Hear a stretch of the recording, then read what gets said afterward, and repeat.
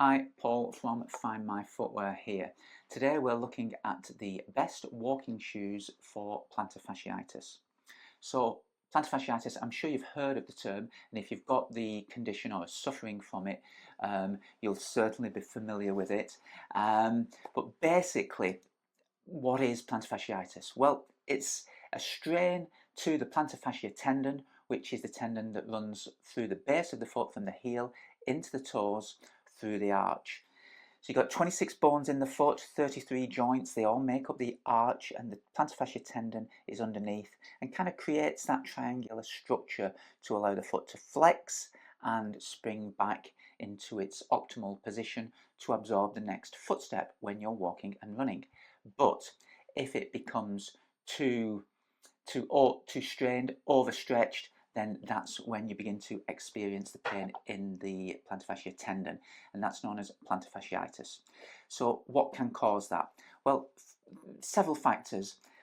Some of them footwear related, some of them are related to the individual as well.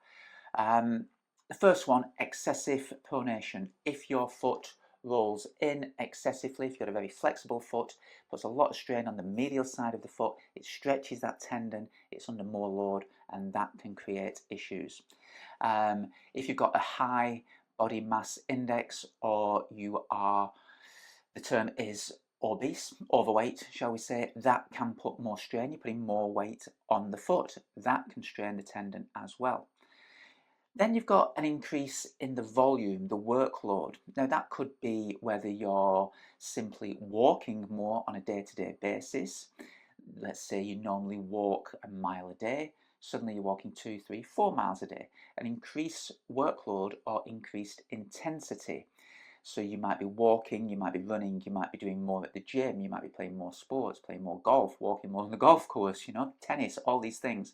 If you increase the workload, the volume that the tendon is under, again, it puts more strain on the tendon. Then you can have some factors that are actually related to the footwear. So flatter shoes can contribute to it. Again, they keep the foot flat, they don't relieve any of the excess strain on the tendon. So flatter shoes can contribute to it. Again, if you're walking more or using them more on a day-to-day basis, that won't help. Or shoes without any support through the arch. A little bit of structure in the arch keeps that shape in the tendon. So you want to be avoiding flat shoes and avoiding shoes that don't have any shape in the arch. So what can we do? Well, like I say, you can have shoes that have some support in the arch. You can have shoes that elevate the heel. That's known as the drop. So we want a higher drop, the better. And overall support and structure in the shoe will keep the foot in a more natural and neutral shape, and that will help take some of the strain off the tendon. So let's have a look at some of my favourite shoes that I recommend on a daily basis to people with plantar fasciitis. First up, the Mizuno Wave Inspire. Probably the shoe I recommend more than any other because it has a high heel drop and good support through the arch.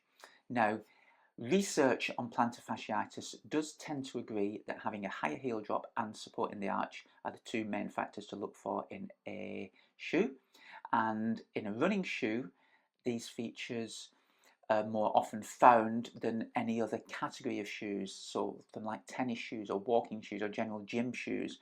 So even if you're not running, even if you're using the shoe for day-to-day basis, a technical supportive running shoe with a higher drop is a good option, and the Mizuno Wave Inspire ticks all those boxes. So it's got a 12mm drop from a heel to forefoot. That shortens the strain on the Achilles, the soleus, the calf muscle, and the associated strain into the plantar fascia tendon as well.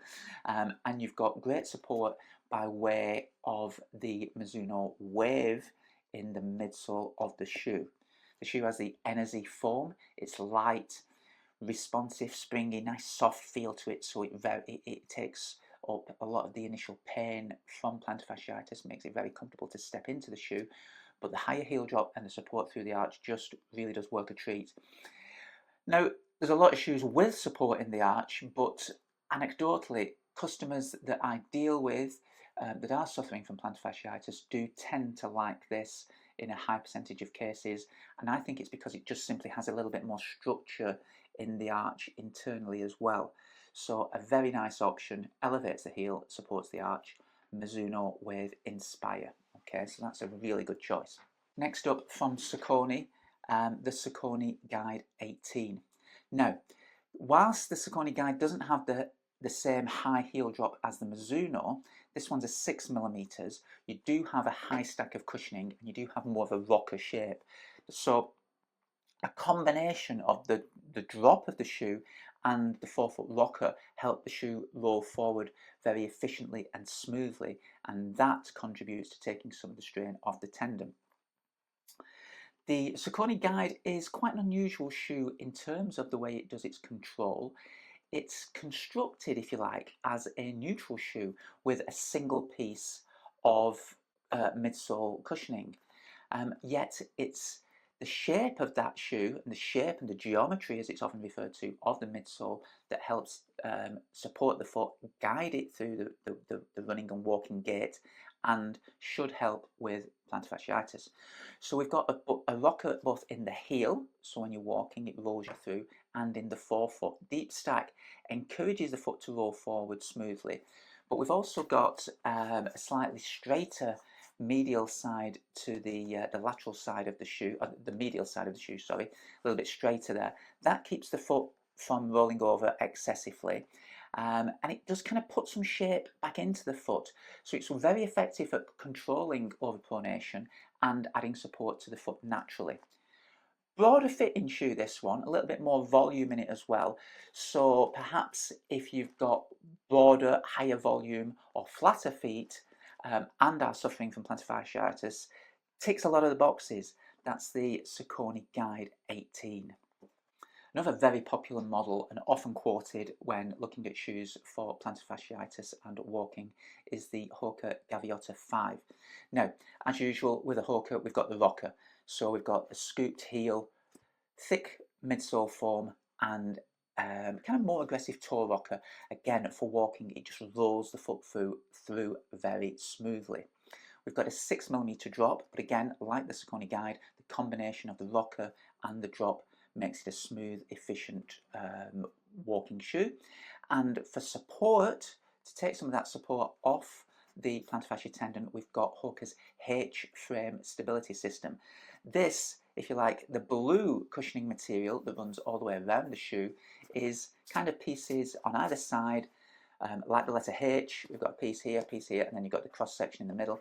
That creates lateral stability. The foot sinks into the middle of the shoe. The white cushioning material is slightly softer, sat in the middle, so that keeps the foot supported, takes the strain off the plantar fascia tendon, and just provides an overall very supportive, very secure fit, nice and neat around the midfoot, but a little bit broader, allows the foot to splay as well, and just a nice smooth ride through. Very nice, kind of an, I think we call this a jacquard knit here, but it is a very neat upper, and I kind of think it's a nice kind of shoe for everyday use as well, particularly for walking. It is available in width fittings, so again can accommodate a wider range of people. That's the Hoka Gaviota 5. The Brooks Addiction GTS 15.